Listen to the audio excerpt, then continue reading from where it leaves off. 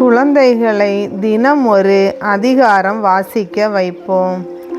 சீராக்கி ஞானம் அதிகாரம் 23. தந்தையாகிய ஆண்டவரே, என் வாழ்வின் தலைவரே, என் வாய் கூறுவதையெல்லாம் பொருட்படுத்தாதேயும். அவற்றின் பொருட்டு நான் வீழ்ச்சியுறாதவாறு செய்யும். என் தவறுகளுக்காக என்னை விட்டு வைக்காமலும் என் பாவங்களை கவனிக்க தவறாமலும் இருக்குமாறு என் எண்ணங்களை கட்டுப்படுத்த தண்டனை கொடுப்பவர் யார்? என் உள்ளத்திற்கு ஞானத்தின் நற்பயிற்சியை அளிப்பவர் யார்? இல்லையேல் என் தவறுகள் பெருகிவிடும், என் பாவங்கள் மிகுந்துவிடும். என் எதிரிகள் முன் நான் வீழ்ச்சியுறுவேன்.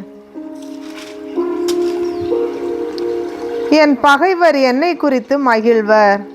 தந்தையாகிய ஆண்டவரே, என் வாழ்வின் கடவுளே, இருமாப்புள்ள பார்வைக்கு நான் இடம் கொடாதிருக்க செய்யும். தீய நாட்டங்களை என்னிடமிருந்து அகற்றும். பேருண்டி விருப்பமும் சிற்றின்ப ஆசையும் என்னை மேற்கொள்ள விடாதேயும். தகாத எண்ணங்களுக்கு என்னை ஒப்புவிக்காதேயும்.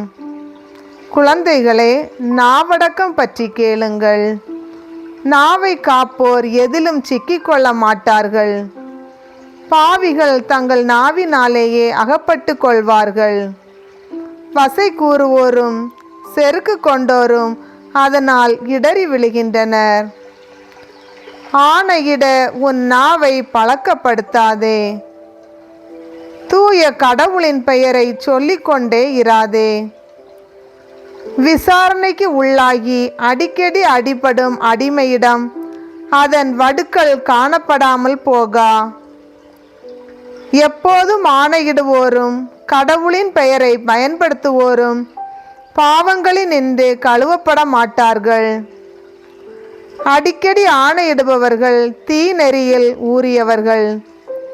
இறை தண்டனை அவர்களது வீட்டை விட்டு அகலாது. அவர்கள் தவறாக ஆணையிட்டால் பாவம் அவர்கள் மீதே இருக்கும்.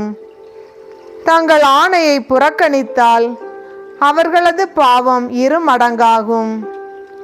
வீணாக ஆணையிடுவோர் பாவத்தினின்று விடுபடார். அவர்களது வீடு பேரிடரால் நிரப்பப்படும்.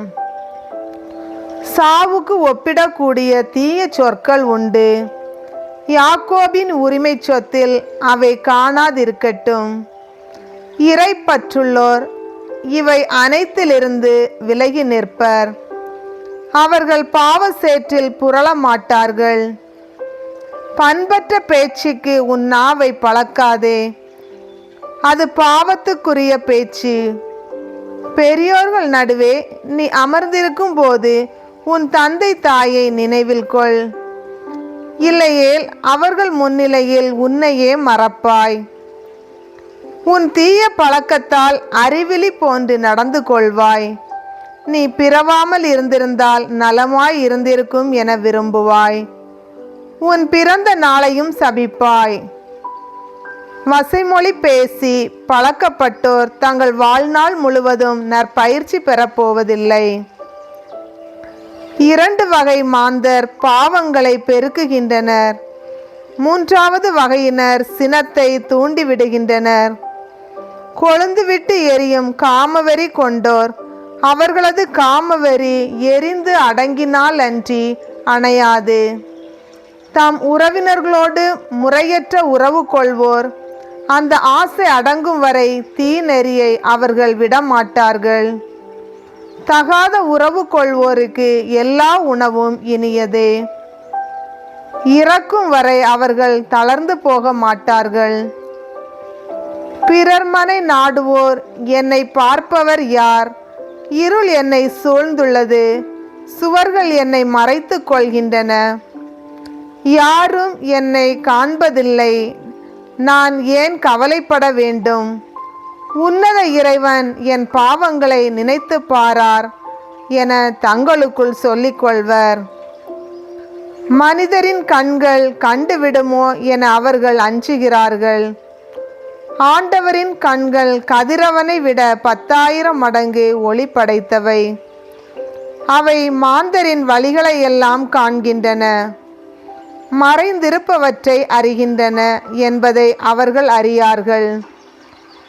அனைத்தும் படைக்கப்படும் முன்பே ஆண்டவர் அவற்றை அறிந்திருக்கிறார். அவற்றை படைத்து முடித்த பின்பும் அவற்றை அறிந்துள்ளார். காமுகர் நகர வாயில் வீதிகளில் தண்டிக்கப்படுவர், எதிர்பாராத இடத்தில் பிடிபடுவர். தன் கணவரை விட்டு விலகி வேறு ஆடவன் மூலம் அவருக்கு வழித்தோன்றலை உருவாக்கும் மனைவிக்கும் அவ்வாறே நேரும். முதலாவதாக அவள் உன்னத இறைவனின் திருச்சட்டத்திற்கு கீழ்ப்படிவதில்லை. இரண்டாவதாக தன் கணவருக்கு எதிராக குற்றம் புரிகிறாள். மூன்றாவதாக தன் கெட்ட நடத்தையால் விபச்சாரம் செய்கிறாள். அடுத்தவர் மூலம் பிள்ளைகளை பெற்றெடுக்கிறாள். அவள் சபை முன் அழைத்து வரப்படுவாள். அவளுடைய பிள்ளைகளும் விசாரணைக்கு ஆளாவர். அவளின் பிள்ளைகள் வேரூன்ற மாட்டார்கள். அவளின் கிளைகளும் கனிகள் கொடா. அவள் சாபத்துக்குரிய நினைவை விட்டு செல்வாள். அவள் அடைந்த இழிவு ஒரு நாளும் அழியாது.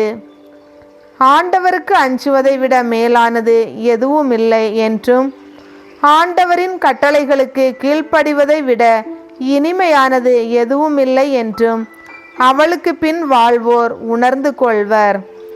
ஆண்டவரின் அருள்வாக்கு.